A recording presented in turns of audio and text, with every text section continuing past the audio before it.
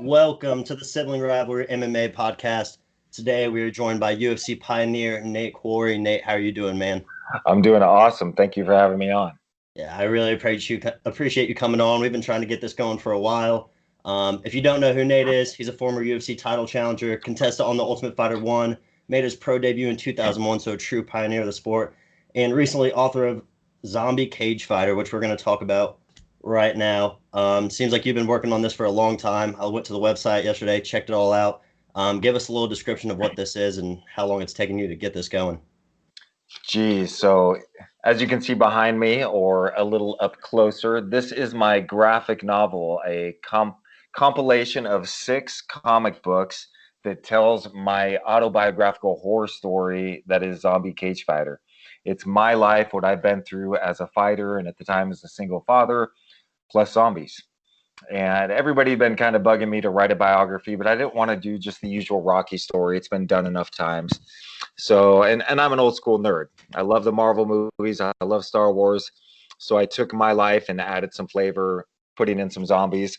And kind of the premise is, in my career, in my actual career, I did okay. I won some good fights. I lost a few big fights, but I did okay, and my life is great now. But in the Zombie Cage Fighter story, I never quite make it over the hump.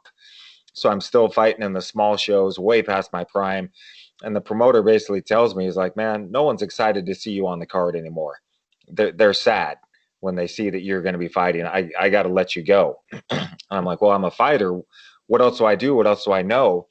And it's a time period where there's starting to be these little zombie outbreaks throughout the world. Some kind of a small pandemic type of thing is going on. And I get introduced to the underground zombie cage fights where if I'm willing to put my life on the line, they'll pay me some decent money. But the bad news is if I lose, well, then next week I'm coming out of the rotten side of the cage. So it's been 10 years in the making. I had just incredible artists to work with. Travis Kotzebue did my interior pages. Alex Horley did the cover. It's a gorgeous painting. And you can get to the Kickstarter. So we're running a Kickstarter campaign, which is a GoFundMe essentially, that is going to allow me to do the printing that I want to do. Because my whole goal has just been to share this story. So the book itself is at the printer. If you go to the Kickstarter, you can order it yourself for $25. I will send you a signed copy and you get to enjoy my story. And you can find the link really easily at the website, zombiecagefighter.com. And like I said, it's a blast sharing the story. I've had so much great feedback from people. I'm really proud of how this has come together. Yeah, I went and checked out the website. It looks awesome. I'll make sure to put that link in my description so people can check it out. I'm definitely gonna get myself a copy and support the project. It seems like you're really into zombies. I did some research today and found that out too. You were actually in the video game Left 4 Dead 2. Yes. How did that happen? I had no idea. So just friends of friends, actually. So I was at a friend's house, Evan Showman, and he does these pencil drawings of MMA fighters and just a beautiful artist. And we become friends over the years. And one time I'm over at his house and he has a mug with one of his drawings on it. And I said, well, how did this happen? He said, well, I've got a friend who owns a printing shop. And I said, well, tell your friend that owns a printing shop. I think that's cool. Next thing I know, his friend that owns a printing shop is sending me mugs with my picture on it and mouse pads and all sorts of stuff. So I become friends with him. And after being friends with him for a while, he says, I've got a buddy that owns this video game company that you would probably like, and maybe he'd sponsor you as a fighter. And it just happens to be Valve Software, just this massive video game company. And they are making the game Left 4 Dead 2. And right around that time, UFC had come out with their own UFC video game. I was told I was going to be in it. I signed the release. I got all my sponsors in the game. And when the game came out, I wasn't in it. And so my buddy at Valve said, hey, that's ridiculous. I'm going to put you in Left 4 Dead 2. So I went up and I did some photo shoots for that. They put me in. So I'm one of the random zombies. So if you've ever played Left 4 Dead 2, you've probably killed me thousands of times. But you can see me. My nose was a lot more crooked then during that photo shoot than it is now. I had my face put back together a couple times since then. But you can see the ears. I'm bald and gray, and it was a blast. And then the UFC eventually did put me in the second UFC game, so that was kind of cool. Yeah, I was gonna say I thought I remembered you being in the game, but I feel like Left 4 Dead 2 is probably a bigger game, so people probably saw you more in that one anyway. I think, yeah, I love Left 4 Dead 2. That is it's just a blast of a game to go through and figure out the puzzles, how to get through, and how to defeat all the zombies. That was a lot of fun. With the UFC game, though, there was a time I was working with Chris Lieben, who you might know from season 1 of The Ultimate Fighter. Yep. I was a part of one of his fight camps. And so I'm out there in Hawaii with him, helping him train, getting ready for that. He and I are playing each other in the UFC game. He's playing himself, and I'm playing as myself, and my daughter is sitting right in between us. And of course, I kick the crap out of Lieben because that's what's going to happen in the UFC video game. Quarry has the secret moves, I guess.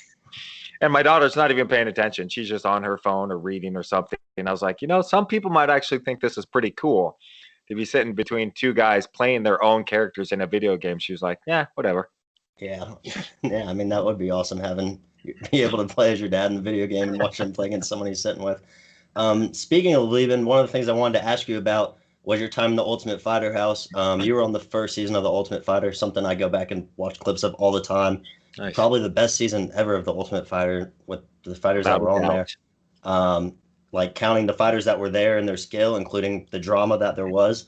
What were your favorite moments in that house? I know it was crazy with Chris Lieben and Koscheck and Bobby Southworth stirring up problems all the time. What were some of the most memorable moments of the house? Maybe your favorite moments, maybe stuff that didn't get on TV. I've never actually been asked that, and I haven't really thought about it. So the experience itself was just crazy because there'd never been something like this before. I'd never really watched any reality shows. I knew of things like The Real World, and in it, you're watching these guys and you're going, God, I wish this guy would just take a beating. He's such a pain in the ass. But it's not that kind of show. But in The Ultimate Fighter, that's the premise of the show. You have a problem with somebody you need to throw down. We can make that happen. And talk about a ridiculously stressful environment where you don't know who you're going to be fighting, how you're going to be fighting, how this is going to come about. And the producers were throwing all sorts of twists at us. We thought a few times we had them figured out. We were going to win one of the challenges and then get to choose our own fight. And nope, the producers had switched it around. So we were always behind the 8 ball. I think thinking about some of my favorite moments and things that didn't make airtime was 2 really come to mind. So when Randy and Chuck picked their teams, Chuck picked first, he picked Bobby Southworth, and Randy got to pick, and he picked me first, leaving second. So we get back to the house, and kind of the way that it went was when we first got to the house, the refrigerator was stocked with food, but it was like Hot Pockets. It was things that you could see that the college interns were tasked with filling this house. So we ate all the food immediately. And then we had to fill out lists to get a chicken breast or anything like that. And that was very difficult to do. We out ate their budget for food like 10 times. But if you said, I sure could use a beer right now, boing, it would just magically appear. So we get home from picking the teams, and half the team is already drunk. Stefan Bonner's hammered, Lieben's on his way to getting hammered, and we have a team meeting, and all 8 of us are there, and it was okay. So who's going to be the team captain? We need somebody. And I'm thinking, well, I'm going to vote for Alex Karalexis. And the last thing that I want to do is be captain of this team. I want to think about myself, not have to worry about a team. I don't want to take care of these guys. I don't want to babysit them in the first place. So it's what it is. Alex Karalexis speaks up and goes, well, I nominate Nate. He was the first one picked. He seems to have the mentality. And I'm just like, oh, God. And Stefan stands up and starts going, that's BS. He should be. I'm the biggest. I'm the toughest. I should be the captain. Blah, blah. And I look at him and I take a big sigh and I go, Stefan, I can't hear you when you speak that loudly. And he just goes, all right, and sits back down. And I told the team, I said, guys, just like you, I'm here to win this thing. If you want me to be your team captain, I'll be your team captain. I'll look out for you. I'll try to do the best that I can as a team captain. I want to win, but I'm not going to play any games. I'm not that kind of guy. If we end up fighting, any of us, and I beat you or I fight you, I want it to be because I'm the best. I'm going to give you the best that I can as your team captain, as your teammate throughout it. There's going to be no games. Let's just do this thing. And it was kind of a bonding moment there, but it got even more so. I don't know if it was our first challenge or what the case was, what number it was, but we had to carry Randy Couture through Lake Mead on a Barca lounger. So they have this big platform, and he has a lounger on it, a reclining lounger, and we take one of each of our light heavyweights or on a corner of it, and they have to go through this obstacle course, then out into Lake Mead outside of Las Vegas, walk through Lake Mead, back around and cross the finish line. Out of our 4 light heavyweights, we had one that was a legitimate light heavyweight, Stephan Bonner. Mike Swick eventually fought as low as, I believe, 155. Jason Thacker should never have been at 205. Who was the other guy? Loden Sincade. Oh, I ended up fighting him at 185. So we had one legit 205er, and all the rest were much smaller. And Chuck's team was all legitimate 205ers. So they were running through the course, and they get into the lake, and I see that this is going to go very poorly for our team. They might not even finish the challenge. And Chuck's team is almost at the end, and I look at the middleweights myself that are standing by the side, Lieben, Alex Karalexis, and the other guy, Josh, or no, I can't, his name escapes me at the moment. But I look at the team and I said, okay, guys, when Chuck's team crosses the finish line, we're going to run out into Lake Mead and we're going to help these guys get across. And Lieben looked at me like, hell no, I'm not going to go help those losers. And Karalexis said, or the other one, they said, well, we're supposed to stay here in this area and not leave. And the other guy said, well, yeah, we're not supposed to go out of this. We could get kicked out of the show if we leave this area. And right then, Chuck's team had crossed the line, and Mike Swick had hit a rock underneath the water and banged up his shin, and part of the Barca lounger went into the water. So now it was 10 times as heavy. And Jason Thacker was completely exhausted and potentially not even going to be able to make it. So I just looked at my team and I said, well, I guess I'll see you at the loser house after I'm kicked out then. And I ran out into Lake Mead and grabbed a corner. And when I did that, Randy was like, get over here, help us. And then the other 3 guys all ran into the lake and helped him, and we crossed the finish line. And for me, it was if we would have let our teammates literally sink in Lake Mead, that would have set a really bad precedence for the entire show. So it at least pulled us together as a team that we could work together, and we were all in this together. Yeah, well, sounds like they made the Chris right decision. Sanford. Yeah. Chris Sanford was the 4th member of our middleweights. Sounds like they made the right choice on who they made the captain then. But so speaking of the challenges on that, I remember watching one of the earlier episodes, and it seemed like you guys didn't even know that you were going to be fighting. Was that the case when you guys went on the show? Like, you guys thought you were just doing competitions and stuff? I had assumed it's called The Ultimate Fighter, not The Ultimate Carry Randy Through Lake Mead. So I just assumed we would be fighting at some point. And then when the producers came in, I remember the conversation, pull us all in and say, hey, we're going to do something that doesn't happen in reality shows. We're going to tell you what's going to happen because you're going to need to get ready. We're going to start holding fights, and you guys could be potentially fighting in a week, and everyone is going to fight. And my team was like, oh, thank God, because we're getting killed in these challenges. We came here to fight. We're fighters. We want to fight. Well, Bobby Southworth's team, Bobby specifically, was very upset.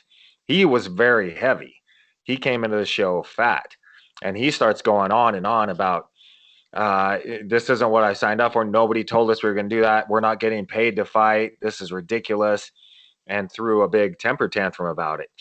So I think it was the next night when Dana gets called in and gives the "Do you want to be an effing fighter" speech and yells at all of us, like, why did you come here in the first place if you weren't going to fight? And Bobby, by this point, had changed his tune. It was like, I'm fine with fighting. We're just not getting compensated, blah, blah, blah. And Dana was like, you don't understand what an opportunity this is and how the entire sport could be built off of this. And again, the rest of our team was like, hell yeah, that's why we're here. We're here to fight. I'm not going to lose because I can't carry Randy's fat ass through Lake Mead. That's ridiculous. Well, speaking of the UFC compensation thing that he was talking about, I just saw some stuff about you have been involved in a little lawsuit with the UFC. Sounds like basically about fighter pay or fighter promotion. I don't know a whole lot about it. We don't have to spend a lot of time on it, but could you just touch on that and kind of explain what's going on there? Well, definitely. It's been almost 6 years to the day when we started this lawsuit saying, alleging that the UFC has monopolized the sport. They bought up a lot of the competition, Pride, Affliction, WEC, Strikeforce, bought them all up, shut them down. So really a big restraint of trade. And then because of that, they've been allowed to, because of the monopolization, to suppress fighter wages. There's no free market available. We don't get to see what our true value is. And then to get a title shot, you have to sign a long-term contract. And if you look at fighters in the UFC, their contracts actually get longer the higher rank they are. And if you want a title shot, you have to sign an extension to your contract. Nobody gets a title shot with one fight left. And if you win the title, you have another fight added on. And so we felt that these were unfair business practices, and they've monopolized the sport worldwide. And for those that don't know, it doesn't mean you have to have 100% of the market share. It means that you have to have so much that you can direct the way the market behaves out of this one company. And that's what the UFC does. Throughout our suit, we've shown with our accountant that on the bad years, the UFC made 94% of every MMA dollar spent worldwide with the major promotions. On the good years, 98%. And they'll have tied up 95% of the best talent worldwide. If you look at independent rankings of who the top fighters are, in each weight class, if the UFC doesn't have all top 10, they have at least 9 or 8 of them across the board. So this has been a battle that we've been engaging in for quite a while in the courts.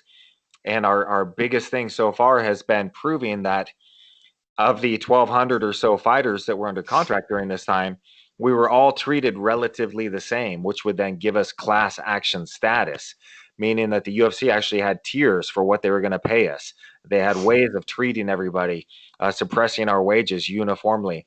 And Judge Bulware gave us our class certification just a couple weeks ago and said, yes, you can go ahead with your class action lawsuit. And that's huge, because if we didn't get that, that would mean that all 1,200 fighters would have to sue individually.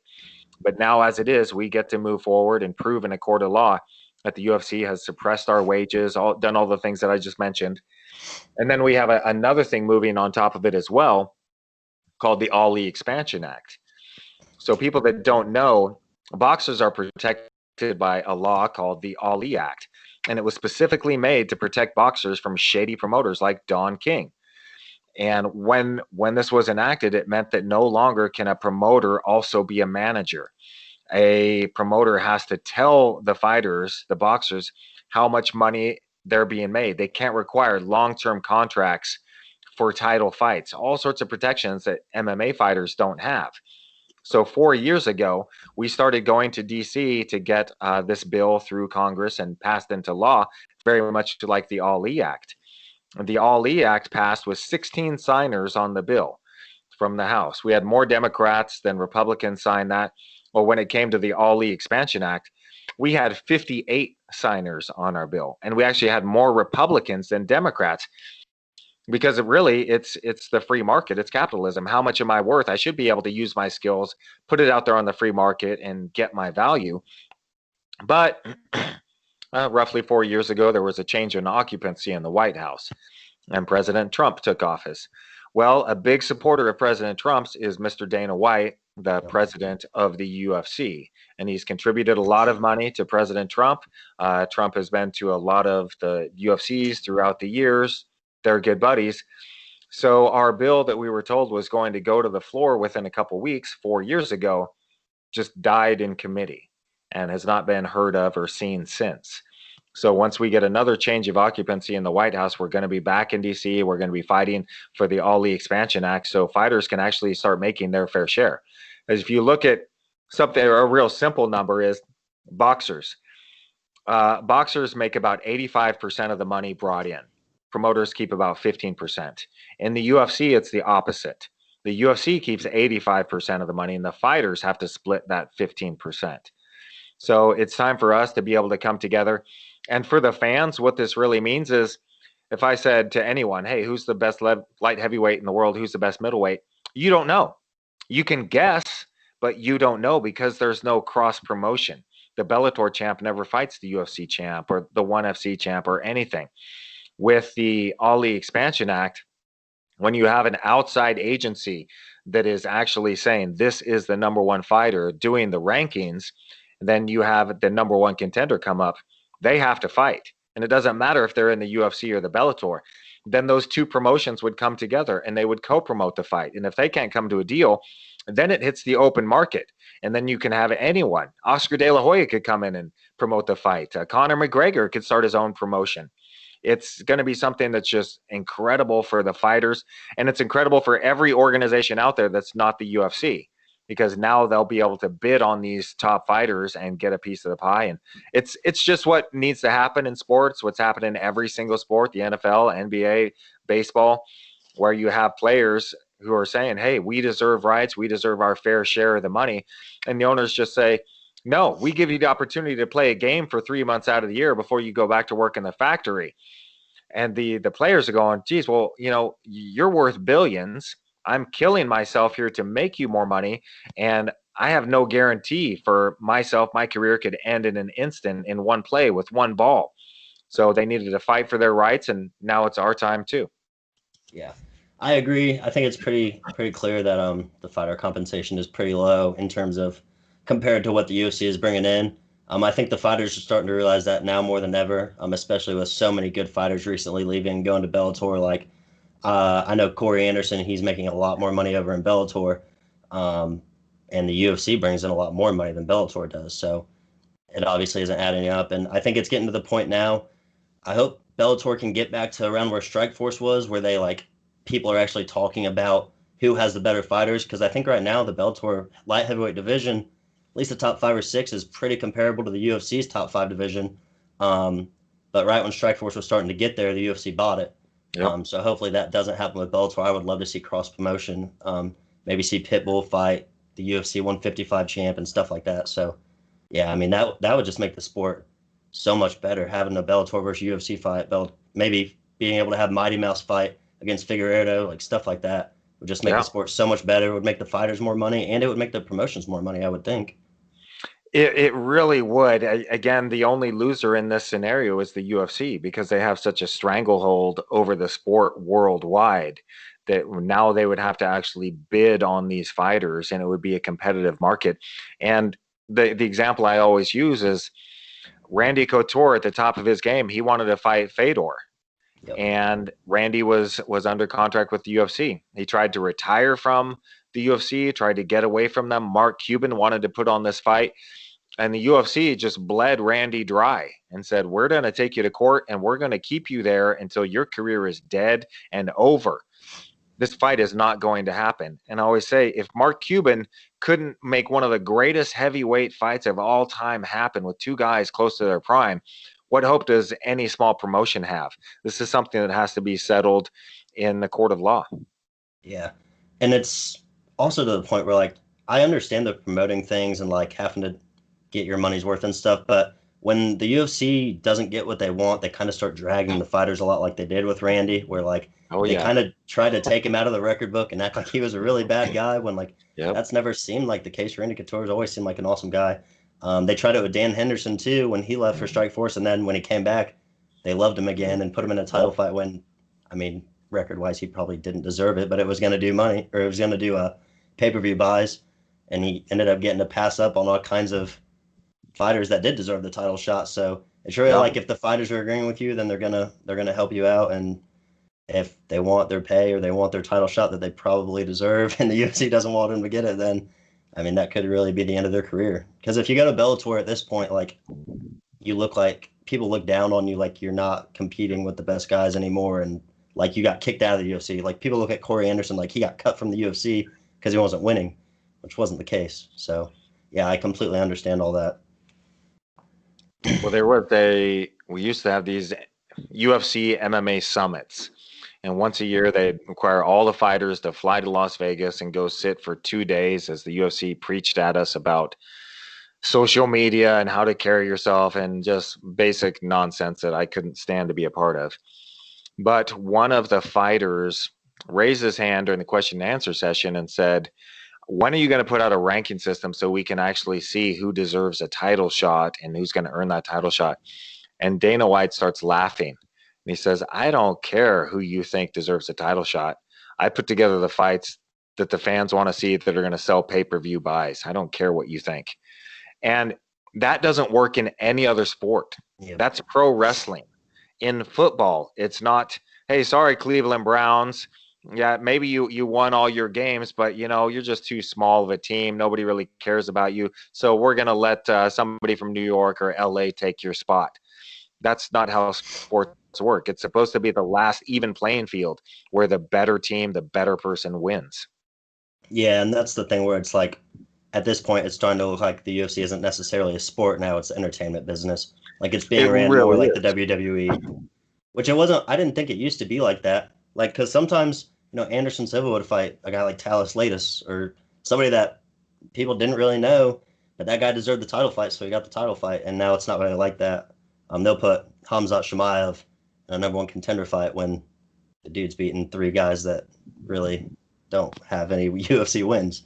So it's really just whoever can promote themselves the best, not who can fight the best, it seems. Really, it is. Yeah. Well, last question I wanted to ask you.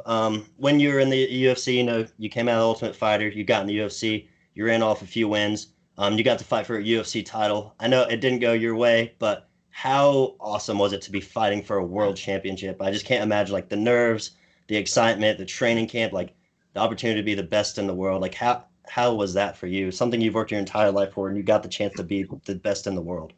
Man, it's something I get goosebumps thinking about it right now because I didn't have the most pleasant childhood.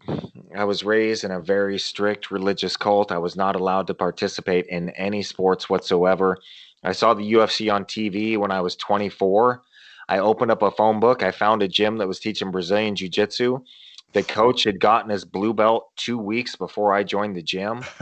I go down there and I get the crap kicked out of me so badly, I'm sick for 3 days. But as I walked out of the gym that first day, I said to myself, I'm going to keep coming back here till I can kick every one of your asses.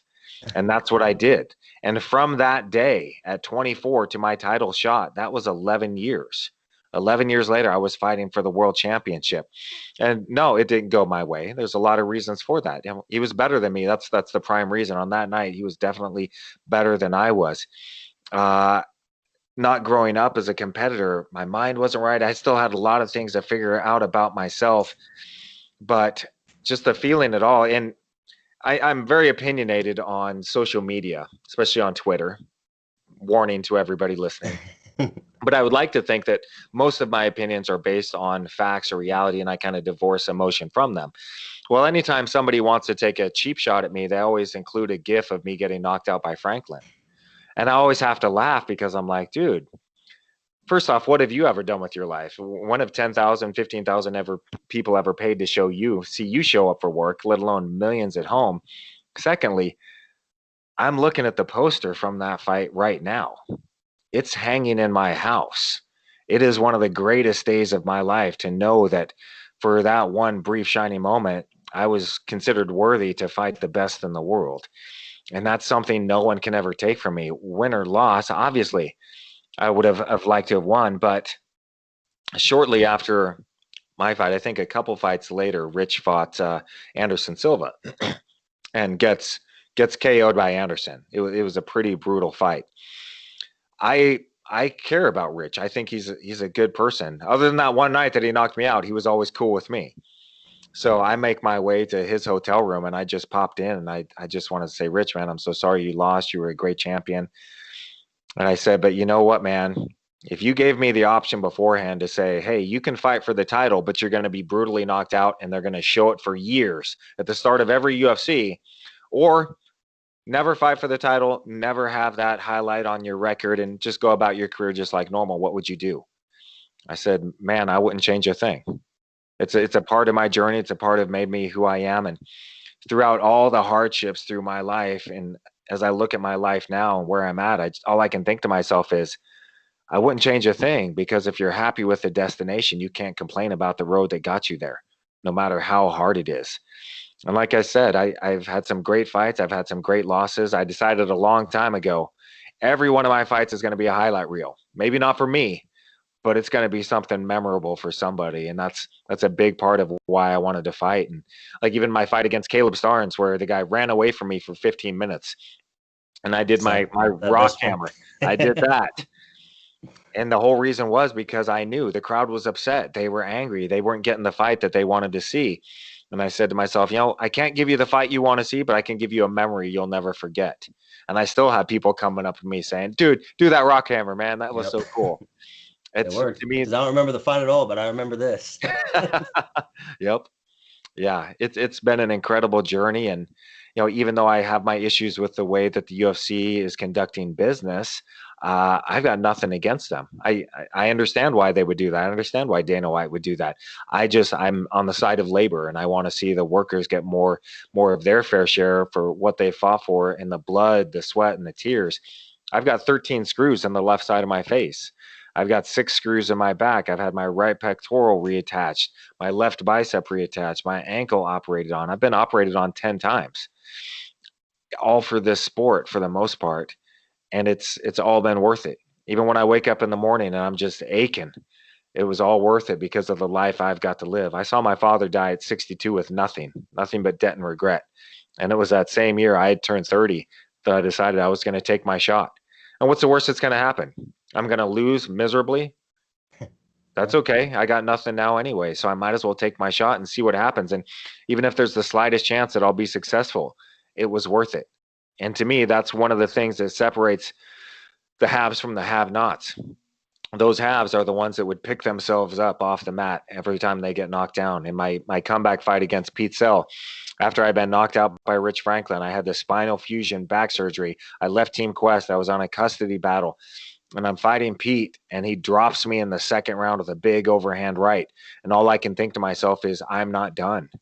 Don't stop this fight. I have to win this. This is why I'm here. And I ended up knocking him out in the 3rd round. And it's been such an incredible journey. And I'm so glad I've been able to share it with so many people and been a part of the UFC. It's such a pivotal stage for it as well.